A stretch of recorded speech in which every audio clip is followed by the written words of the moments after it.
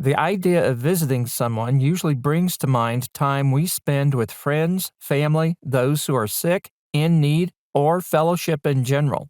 Throughout the scriptures, the word visit has another meaning as well, denoting an action on the part of God.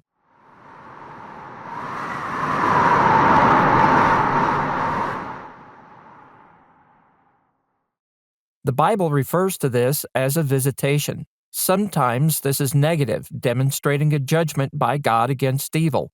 At other times, a visitation is positive, as God performs a work that blesses or otherwise sustains those who are visited.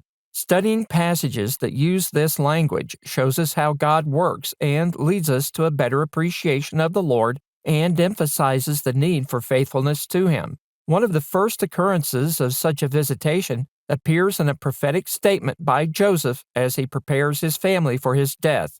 And Joseph said unto his brethren, I die, and God will surely visit you, and bring you out of this land unto the land which he sware to Abraham, to Isaac, and to Jacob.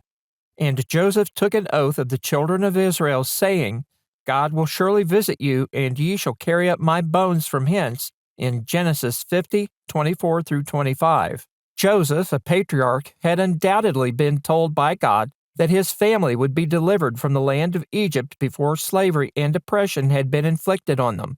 Following the history of the Hebrews, we know they were enslaved and treated harshly. 430 years later, in Exodus 12:41, acting through his messengers Moses and Aaron, God did exactly as Joseph had stated, and Moses took the bones of Joseph with him, for he had straitly sworn the children of Israel, saying, God will surely visit you, and ye shall carry up my bones away hence with you, in Exodus 13:19. The visitation of God in this instance took the form of deliverance and a display of power by God, as the pagan deities of the Egyptians were shown to be powerless before the Lord. Psalms depicts the positive nature of a visitation by God, stating, Remember me, O Lord, with the favor that thou bearest unto thy people. O visit me with thy salvation, in Psalm 106 and verse 4. The psalmist pleads for God's blessings and favor on behalf of the faithful who are recipients of his goodness when he blesses them. Another aspect of God's visitation in a positive sense is that God waits patiently and acts in His time to render His will.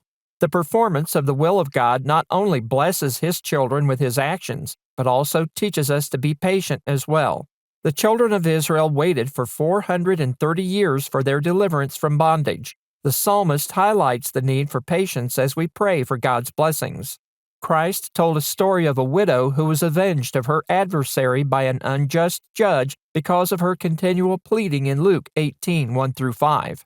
Using this to emphasize perseverance in prayer and trust in God, Christ stated, Hear what the unjust judge saith, and shall not God avenge his own elect which cry day and night unto him, though he bear long with them, in Luke 18:6 through 7. The children of Israel waited many years for their deliverance from bondage, but it happened just as Joseph said it would. Christ told his disciples, And ye shall be hated of all men for my name's sake, but he that endureth to the end shall be saved, in Matthew 10:22. Christ was aware that trials would come on his followers, causing some to fall away. Later, as he prayed in the Garden of Gethsemane, Christ reminded his disciples of their need to rely on God in prayer. Finding the disciples asleep, Christ stated, Why sleep ye? Rise and pray, lest ye enter into temptation, in Luke 22:46. The disciples slept because they were overwhelmed with sorrow, in Luke 22:45, and didn't understand what they had been told concerning Christ's resurrection. In a similar sense, we can allow ourselves to be overwhelmed with the cares of the world and life. We may fall asleep spiritually, but if we persevere, we'll experience the visitation of God as He blesses us with strength and mercy.